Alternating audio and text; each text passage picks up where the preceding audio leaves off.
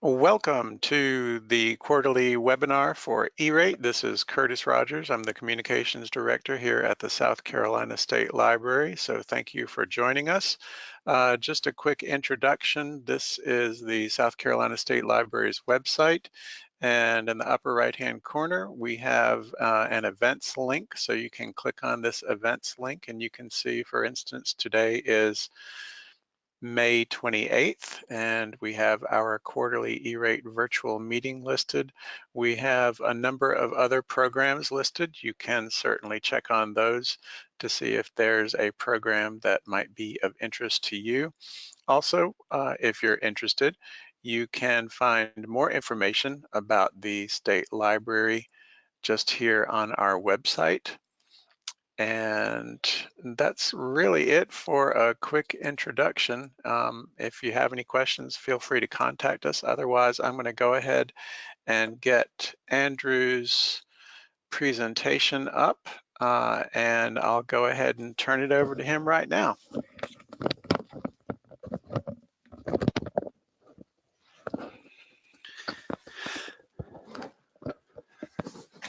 Thank you, Curtis. Good morning, everybody. Okay, today is our second, and this is our makeup E-Rate quarterly webinar. Thank you for everybody for being flexible with us in rescheduling this. The one from earlier this month, we had to postpone due to some other scheduling issues. You'll also notice within the webinar dashboard, there are handouts. You have a copy of the presentation, as well as 2 additional documents that we'll be referring to later this morning, but those are for you for future reference. So without that, we're going to get started. Today we'll be discussing the Form 486 and other post-commitment information for applicants.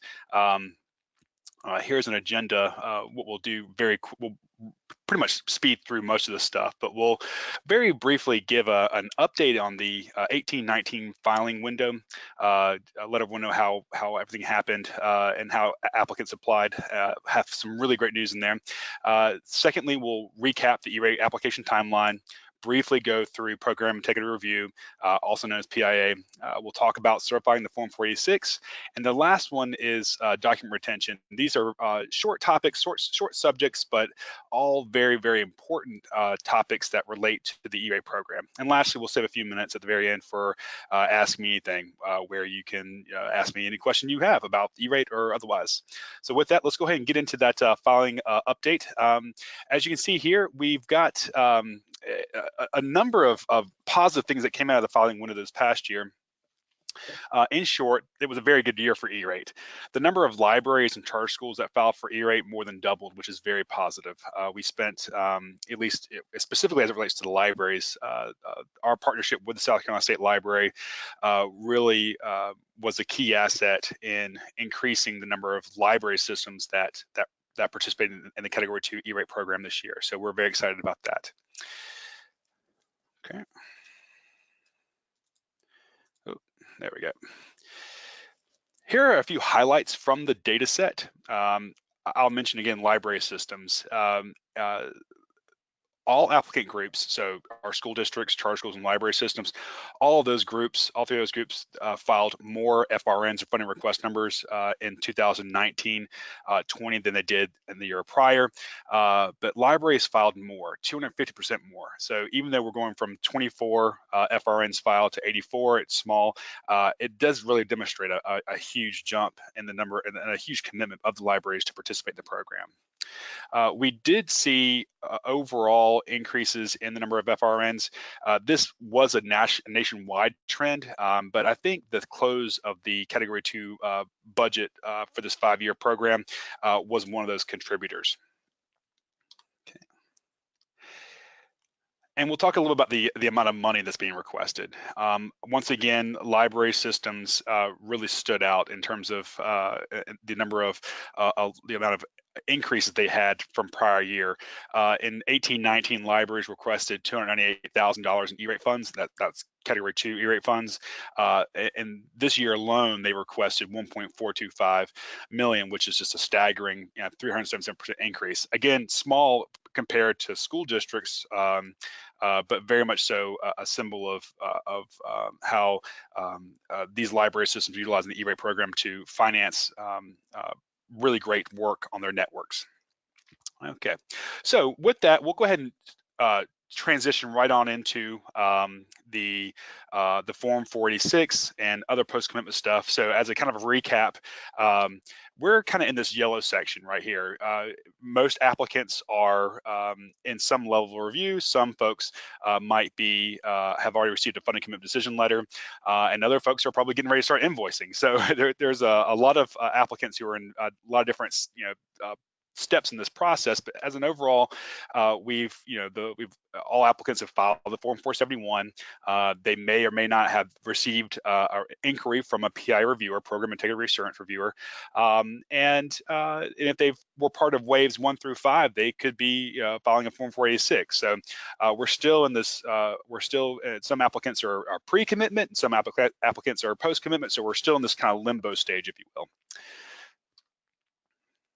I've got some terminology here. Some of these words I've already used, for example, a Form 486 and other stuff. So here's terminology definitions, glossary, if you will, for future reference. So first things first, we'll talk real briefly about Program Integrity Assurance Review. This is, in most cases, the first level of interaction that an applicant, say a library system or a school district, will have with somebody at USAC. The reviewer, the PI reviewer, you will get an email from the reviewer with the information that they're requesting.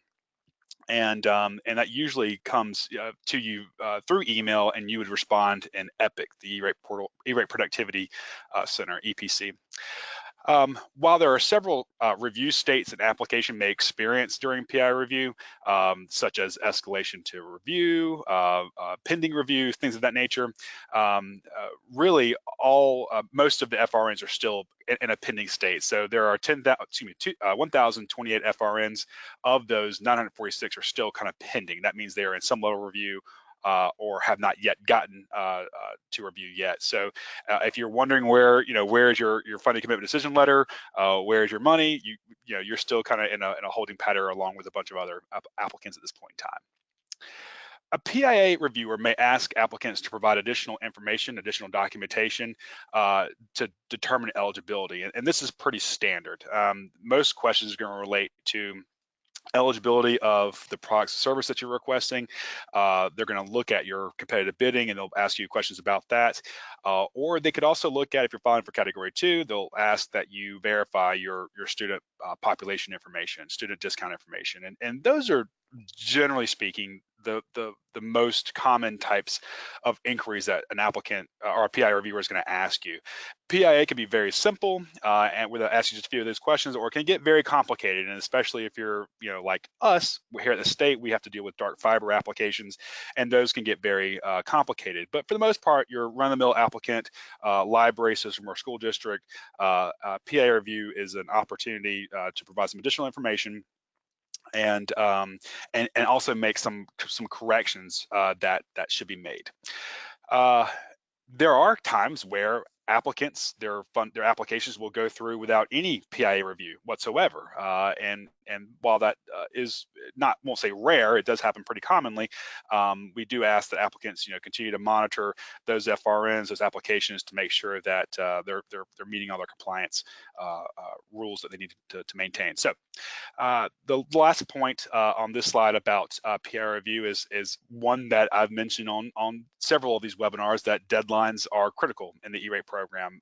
There isn't very much room for error when it comes to deadlines. Responses must be submitted within 15 calendar days from the date that the email is sent to the applicant. The 15-day clock begins. Applicants are eligible for a one-time 7-day extension. An applicant would request that extension by logging into EPIC, navigating to the actual funding request number outreach section, and then request it there. In some cases, applicants can get additional extensions beyond that.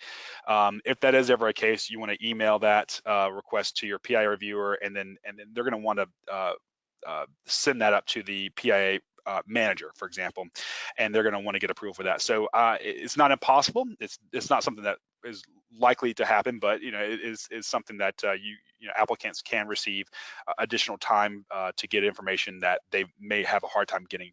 For example, documentation from a vendor, for example, that's something that the school or the library might have a hard time getting from a vendor, and it might exceed that 15 and 7-day extension. So extensions can be granted beyond that.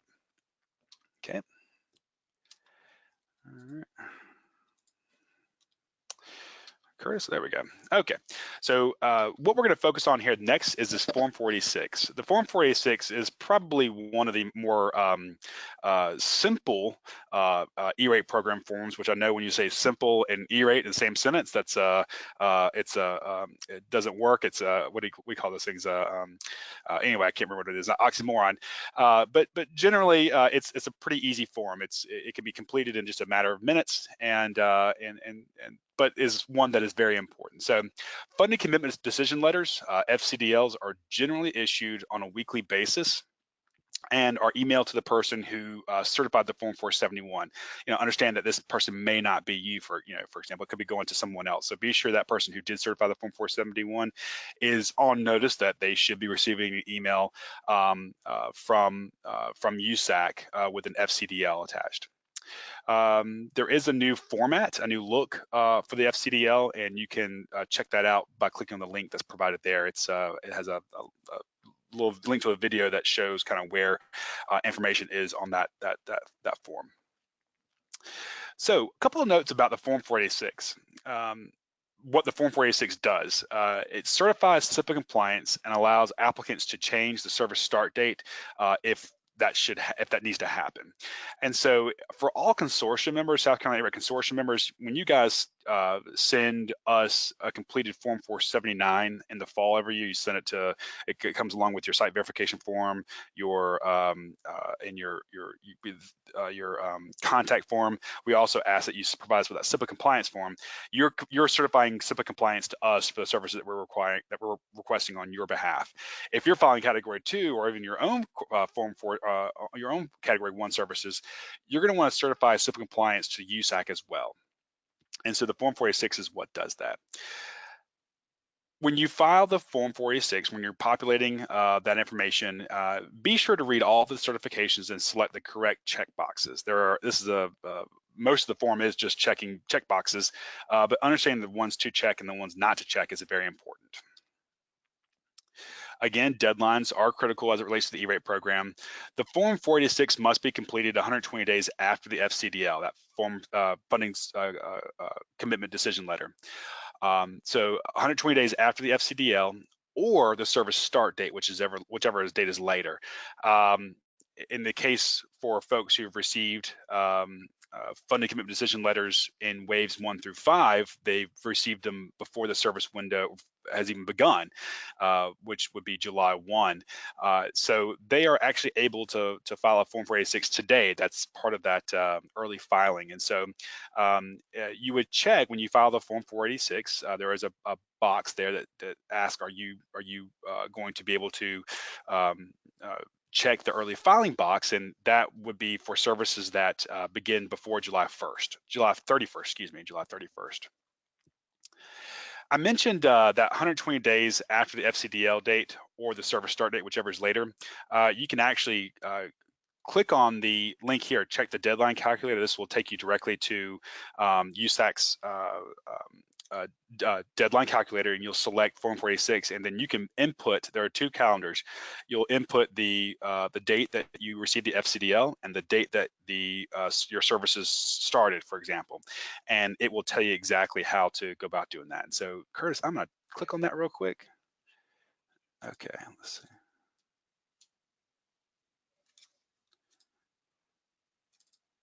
All right, there we go. Oh, all right. So if So and are they seeing this screen, Curtis? Perfect. Okay, yep, they are. Okay, so what you'll do from this page, you'll just click on Form 486, and here are the two calendars I mentioned. So if today is the 28th, but let's say that services don't start for you guys, and when I say services starting, that would be you got a product installed, access points installed, or you have a license that takes effect or something like that. If we're talking about Category 2 stuff, let's just say it's going to be August 1st. So we select put our two dates in here, and then we're going to hit calculate. And then that's going to tell us exactly when that Form 486 needs to be filed. So 120 days after August 1st would be November 29th of 2019. So hopefully that will help folks in better understanding when that timeline is. So let's click close all tabs. All right, so back to our presentation. Okay. Most Form 486s are approved within 24 hours. I will say that if you do manually change, if you do change the service start date on when you file your Form 486, it does send that Form 486 to a manual review, which can take time for it to be reviewed and then approved.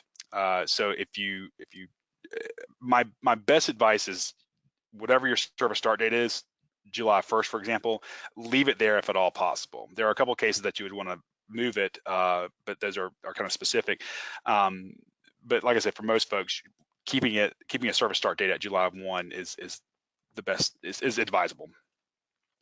The other point to mention is that you cannot proceed to invoicing, i.e. filing the form, the Bear Form 4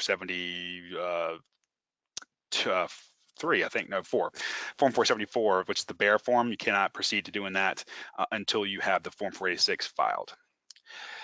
And then lastly, there is a pretty good resource on USAC's website, and we'll click on it real quick. And I'll show you guys real quick kind of some information about this form. So I'm just gonna scroll a little bit. Here is some information about the Form 486, what it does, when to file, and again, there's that mention of the early filing note there. And then here is a handy little video that I would recommend everyone watch if you've never filed a Form 486. This is a new video, so it does incorporate how to file Form 486s in Epic. So I would click on that Form 486 video, and it'll show you how to go through the actual steps of filing the Form 486. We're not going to do that here just because of time, but that resource right there is available to you guys. There's additional information here about what happens if you file a Form 486 late, and you know how to appeal a decision, for example, and things like of that nature. So you have some good resources, some good information here. So, all right, click out of that. Okay. One of the last points that we'll make here before we move on is document retention, and I think this is a good time. Summertime is a really good time to focus on document retention from the prior E-rate year, namely because there's a little bit of downtime if you're a school district for the most part, and it might be a good opportunity to focus on this. And so document retention is commonly overlooked, but extremely important to the E-rate compliance. And so I will say that when it comes to audits and selective review, document retention is one of those key things that always comes up from an auditor perspective that says, yeah, we just couldn't get this documentation. We could not locate this particular piece of document. Applicants must retain documents for 10 years for the E-rate program, and that can be more. Digital or physical copies are acceptable to a reviewer, to the E-rate program, as long as you have some way to access it, to provide it to a reviewer. Things that you'll want to keep for 10 years, anything that relates to procurement, RFPs, communication with vendors, amendments, etc. These types of documents are very important, and you want to make sure that you have these on file and specifically have them on file and have them marked as E-rate, because most school districts, most library systems follow a county or in some cases have their own document retention policies, and which are much less than 10 years. Some procurement document retention policies are 3 years and then destroy.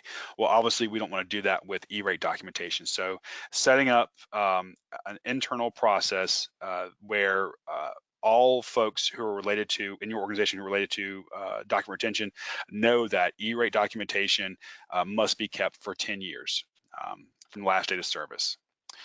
All program forms are also required, even though they're in EPIC for the most part, Form 470, Form 471, 486, et cetera, do not rely on EPIC as a document retention repository, for example. Even USAC is not going to be an organization that is going to provide you with documentation for future reviews or audits for things of that nature. You'll also want to keep invoices and receipts. And then lastly, asset inventories. And I think this is where a lot of applicants also might be slipping up in terms of understanding, okay, this access point, the cable that we used to connect this access point back to the switch was procured through E-rate, right? That has to be tagged as such. It should be tagged as such so that you can quickly locate and find it in the event of an audit or a review. Let's say, for example, there's an access point in a school that was procured by the district, or there was an access point in a branch that was procured directly by the library system and then they never went through E-rate. The document retention policy and then the asset inventory does not apply to that particular piece of hardware. Only products and services that are procured through the E-rate program should you be tracking and tagging specifically for document retention as it relates to the E-rate program.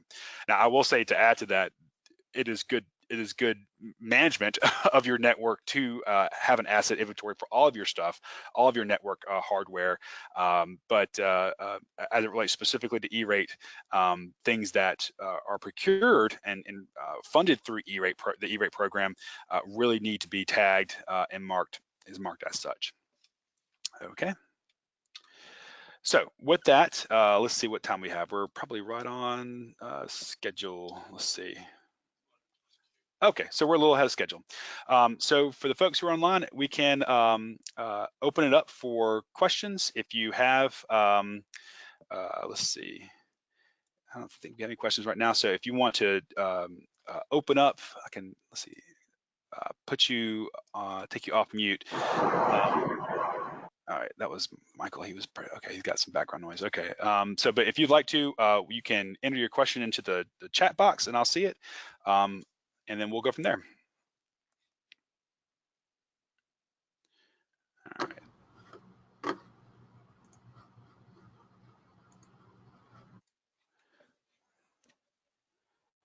Okay. While we wait for some questions to come in, I will kind of give you guys some update as to some other things. So, in other news, the Category 2 State E-rate match program funds for 17-18 and 18-19 have been transferred. Those went out late last week. So for folks who are part of that Category 2 State E-rate match program, funds will be dispersed to you guys either from the library system or from the Department of Education. Two more points here. Be sure to send signed network service agreements, or also formerly known as MOUs, to Petra Turner as soon as possible. That is critical for us to go ahead and make sure that we have services ready for you guys to coming the next funding year. And then lastly, if you could respond to the Cisco Umbrella training poll that was in the May newsletter. We're going to be setting up some additional Cisco Umbrella training webinars in the future, and would like to know from you guys what's the most salient, important topic for you guys. So, okay, we have a question. All right, any word on the districts who were filed late by their consultants? Right, so this is a case where something we've been monitoring where applications were filed after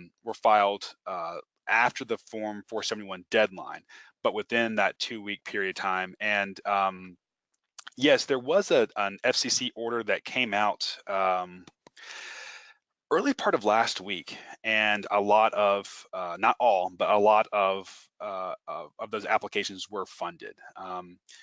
That's from Amy Gray. Amy, I believe, yes, yours was your appeal was granted for Anderson 3. Okay. All right. Any other questions? If there are any other questions, then we'll probably go ahead and close out early. Our next webinar will be taking place on July the 30th or 31st. Is that last Tuesday of July.